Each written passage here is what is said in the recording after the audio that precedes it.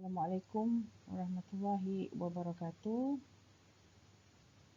Harap kamu boleh dengar suara saya ya. Kita akan sambung bahagian chapter 4 part 3. Okay. Kita dah cover part 1 dan part 2 sebelum ini, dan hari ini saya akan masuk part 3, iaitu bahagian business process modeling, business process model notation, bukan business process management. Nanti saya betulkan wording bahagian ni ya. Alright, pertama ni kita akan pergi kepada terminologi. Terminologi ni penting sebab kita nak ada pemahaman yang betul lah ya, tentang apa yang kita akan gunakan sepanjang BPM ni ya. Alright, so saya selalu sebut apa beza business process dengan business function. So dua benda ni kamu kena able to understand and able to explain. So process function is a group of related activities and tasks. Dekat situ ada kita punya term ya, basic term kita. So these activities or tasks that accomplish a specific objective. So what is activity and task? Mana lebih besar dan mana yang paling basic? Alright. So activity is a component within a process function, usually presents a collection of related tasks. So task is smaller. Why? Because in activity they consist tasks. So task is a component within activity. So lepas task kita tak boleh nak breakdown lagi dah. Yeah? Task is the smallest unit. Alright. Yang mana dia ada action. Task is a specific action to be performed by specific individuals. And we also ada kita panggil sebagai procedure. Ada question yang ada soalan kata apa beza proses dengan procedure? Sama ke tak? So basically tak sama. Yeah? Process is a collection or a set of activities, but procedure is a document. It's a document. This is what we call an object ataupun an artifact. So dokumen ni gunanya untuk apa? Dokumen ni is a set of instruction. Dalam dokumen tu ada a set of instruction yang kita gunakan untuk guidance dalam melaksanakan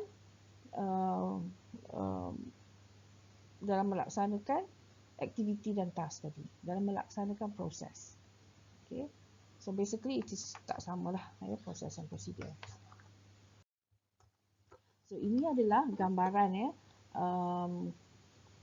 breaking down of business process. Perkaitan antara what is business process, apa itu process function, apa itu sub process function, apa itu activity dan apa itu task. So ini is a very systematic way, organized way for us to have our high level view. Level view kita. Alright, so this breaking down of business process view is very important for you to able to understand it. Sebab nanti kita nak bangunkan sistem kan, kita nak buat sistem, kita nak buat information system, kamu ada good understanding on this picture. Okay. Yang ini pun another breaking down. Tadi kita nampak lebih kepada flow. Kita guna different types of view, but this is also another important types of view. Kita panggil hierarchical view. So hierarchical view ni pun memberikan gambaran how we can break down the business process according to its business function. Lazimnya kedua-dua pandangan yang saya tunjuk kat kamu ni kita pakai untuk bagi tahu user how kita break down the business process dalam kita bangunkan sistem. So nanti kan, nanti dia akan tunjuklah kalau business process function 1, sistem dia apa. Okay, business process function 3, sistem dia apa. So dalam overview keseluruhan ni kan, dia bagi tahu kita gambaran big picture lah. Big picture on what are the activity related to the functions, and bagaimana kita break it down. So I hope you have these two perspective or view yang penting untuk kita ada dalam mind sebelum kita nak go to the next process. Ingat tak triangle yang masa part 2 kita belajar tentang level 1, level 2, level 3 tu? So it also give that some sort of understanding, ya. Alright, yang ini example how we break it down. Ini yang kita panggil sebagai 50,000 foot view. 15,000 foot view ni dia bagi kita structural view on how we break down the business process. So kita ada satu bahagian pertama, business function dia on financial operation, business function on number 2 kita ada reporting, dan seterusnya. Dalam one point tu, business function untuk financial operation, kita ada 1.1 activity. Activity ni kita ada fundraising receipt. 1.2 kita ada investment receipt. 1.3 kita ada other receipt. So itu two activity. So dalam setiap satu activity tu ada dia punya task. So task tu kita ada untuk activity fundraising receipt, kita ada saya tak nampak dah ni, ya. So that is the task basically. Alright. Next. Now, tadi kita dah ada the big picture, gambaran level tinggi lah, level 1 we say it. How we have the structure and how we breaking down the structure. Breaking down the structure and give that understanding pada bahagian kita sebagai developer or modeling, dan juga end user kita sangat penting supaya dia pun nampak, oh saya pun setuju dengan breaking down proses ni, dan kita boleh proceed to the next level. Sekarang kita akan masuk bahagian BPM, Business Process Models, Notation, Core Element.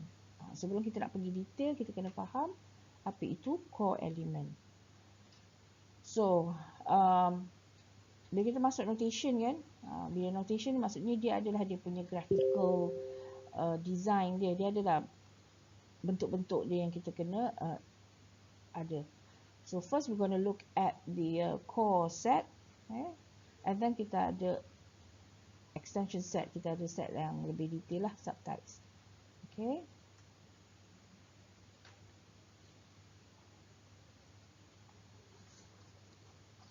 Alright. So yang ni kita ada 4 core elements, iaitu activity, event. Event kita ada 2, the start dan juga the end. Tengok line yang event provide for start and end, dia ada slightly different, so aware on that. Kita ada juga getaway dan juga sequence flow. Ini basic element, activity, event, getaway and sequence flow. Alright, kita pergi kepada core element pertama, iaitu activity. So what is activities?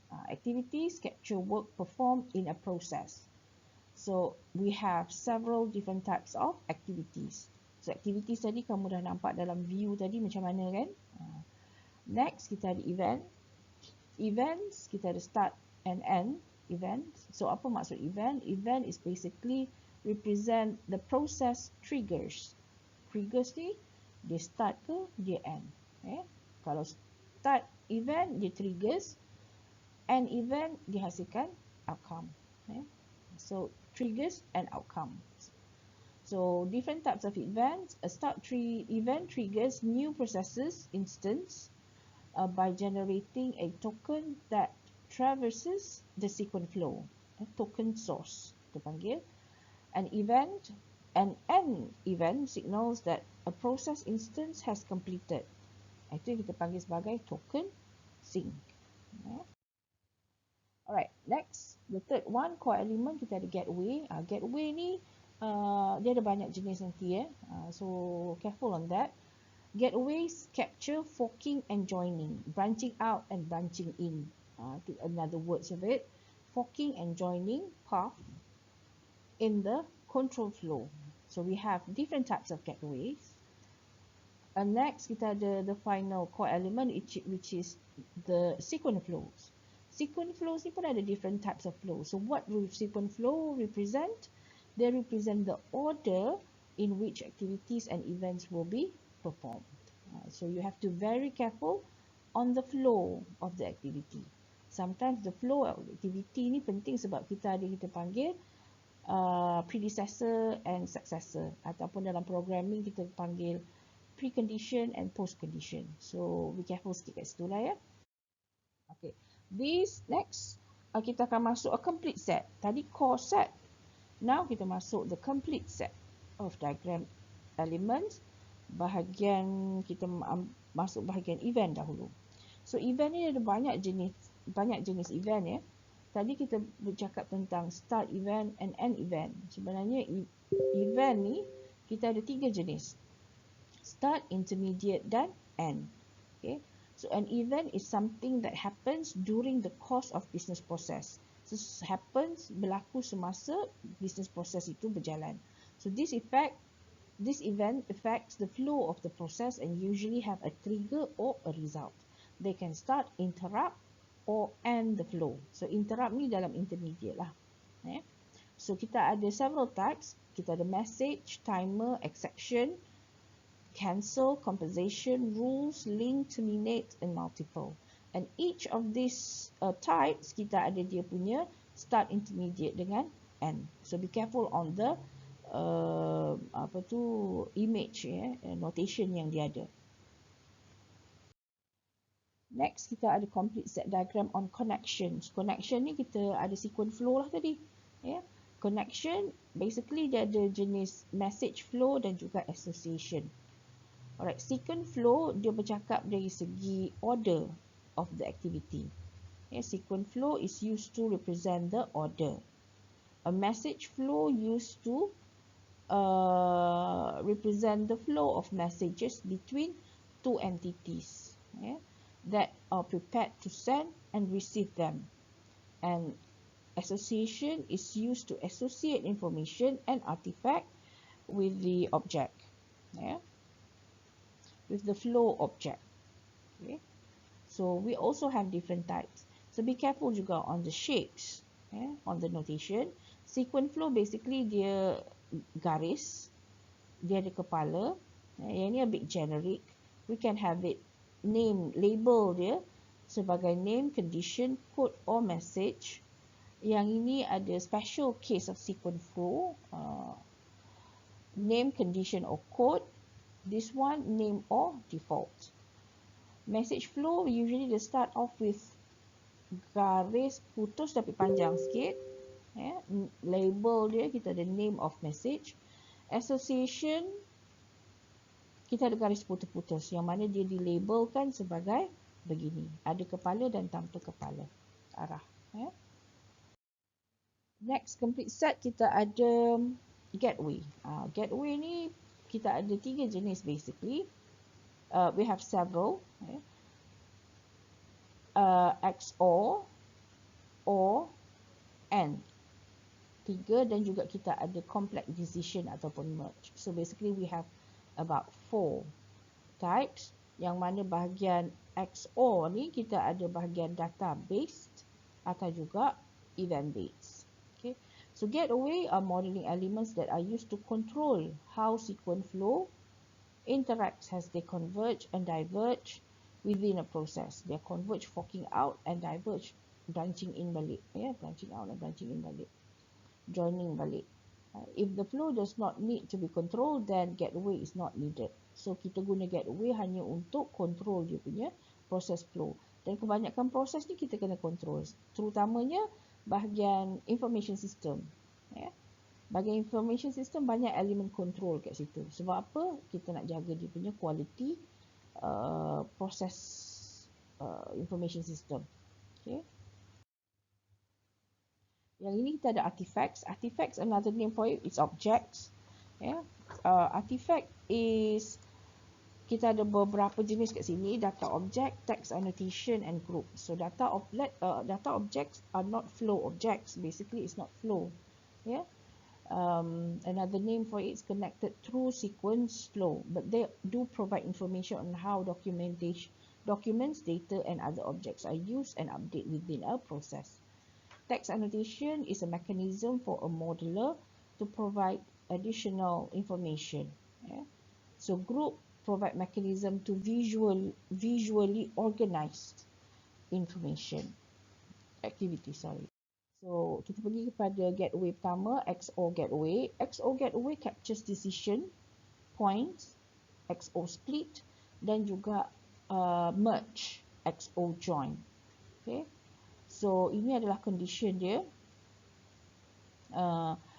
Dia start forking out, yeah, branching out, split, yeah, takes one, outgoing, branch. Ada condition 1 and condition 2. Dia start branching out.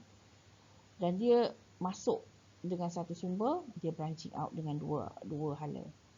Berbeza dengan join, XO join ataupun merge, daripada tu arah ni ada dia punya gateway dan juga dia start joining. Proceed with one incoming branch has completed. Okay.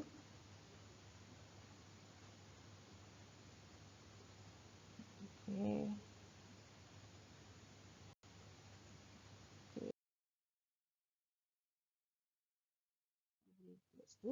And then we have N, gateway N. N gateway provides a mechanism to create and organize a parallel flows. Parallel flows, dia pun ada juga N split and N join. So be careful on the branching in and branching out. Yeah. Bila kita nak control sesuatu proses, kita akan guna N dan juga gateway lah. Dan third, kita ada O gateway. O provides a mechanism to create and synchronize and synchronize N out of M parallel flows. Yeah. N item out of M item.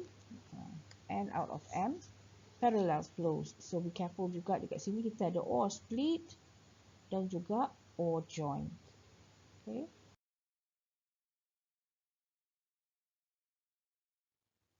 Jadi adalah contoh of a normal flow. Order according. This is ordering process. Process order kita ada start, process order, receive order, dia start branching out. Yeah. This is for rejected, terus pergi close order, accepted, pergi file order, dan kita ada ship order and so on so forth. So these are, ini branching in balik. Ini apa ni? Tanda ni. So this is a normal flow. So basically that it's for part 3A.